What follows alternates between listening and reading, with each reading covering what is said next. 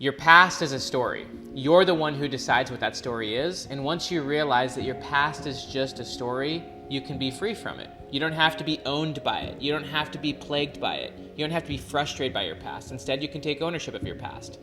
According to psychology, even the psychologist Brent Slife, the past is always constructed in the present. You're always reconstructing the past. The challenge for most people is that, let's just say you've had a hard experience, or a confusing experience, or an experience that you still don't fully understand, or an experience that still frustrates you. That experience could have been from years ago. Trauma, by the way, is just a dysfunctional view of a bad experience. It's a dysfunctional view of an experience that continues to create dysfunction in the present. And so imagine you've had a hard experience and you still don't understand it. It was tough, or it was confusing, or it was rough. Essentially, that's a disorganized experience. And if you want to take ownership of your past, you need to reframe that. Dan Sullivan, the co-founder of Strategic Coach, would say you need to transform it. Rather than comparing your experiences with other people, you take your experiences, you take ownership over them, and you transform them. You transform them by reorganizing them and by turning them into something good, by actually extracting the positive from those experiences. And so if you haven't reorganized and transformed your experiences, let's just say you've had bad, negative experiences, if you haven't reframed them, then what that means is that you're carrying with you in the future a confusing, cluttered past that continues to plague and make you dysfunctional in the present. It's like continuing to leave your closet disorganized and filled with clothes you no longer want to wear, and it's just kind of a mess. You always go in there and you can't find what you're looking for. Well, your past is the same way. Any past experience is the same way. You can choose to look at any experiences you've ever had, and you get to decide how you want to rearrange that experience, how you want to reorganize that. You can transform it by looking at it in new and different ways, by getting different meanings out of it. Your past is essentially the meaning you give to experiences.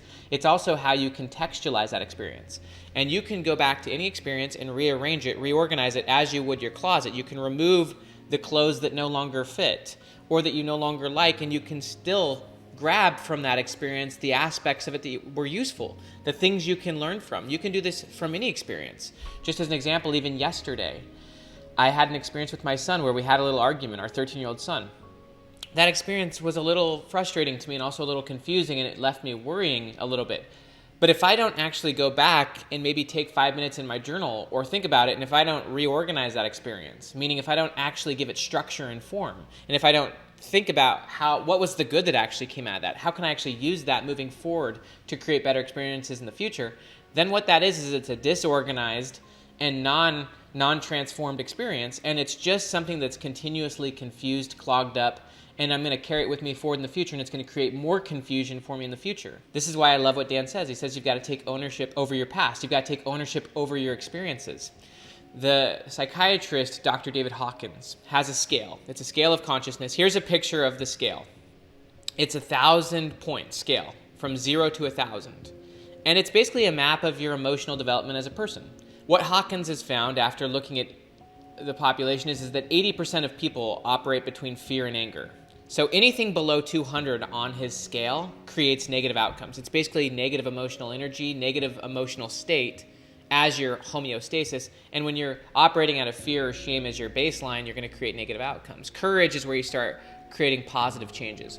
Well, one of the things that Hawkins has found is that throughout the course of a person's life, they usually only go up the scale 5 points, 5 out of 1,000.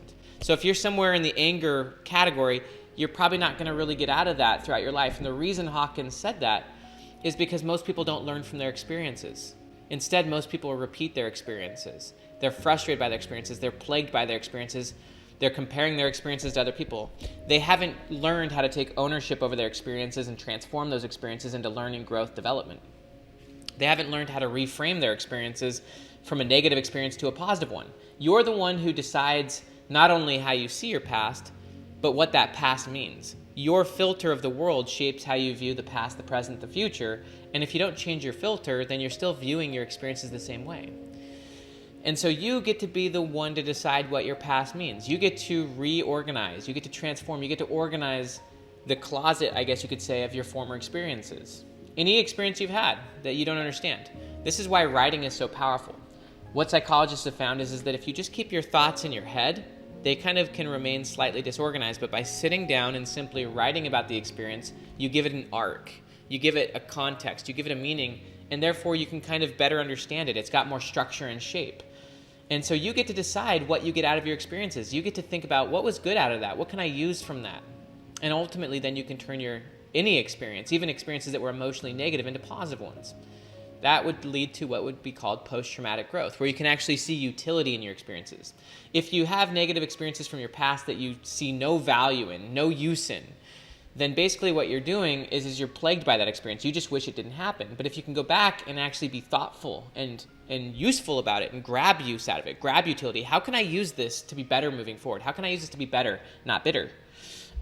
Then you now can have utility from that experience. You can get use of it. And that's really one of the keys of post-traumatic growth. Post-traumatic growth means that you've taken a hard experience or something that was difficult in the moment, and you've used it to increase your sense of purpose, meaning, resilience in life. And so you want to ultimately take any experience and get purpose from it, to see value in it, to create value from it. You can create value from anything, even an experience that initially seemed valueless. And that's where you take ownership over your past. And so I want you to think about any experience. It could be a recent experience or a far-off experience that was difficult, hard, confusing, or seemed like maybe it shouldn't have happened or you wish it hadn't happened. And how about you actually increase the value and utility of that experience by looking at it, writing about it, giving it structure, giving it shape, thinking about it from a different perspective and giving it positive meaning.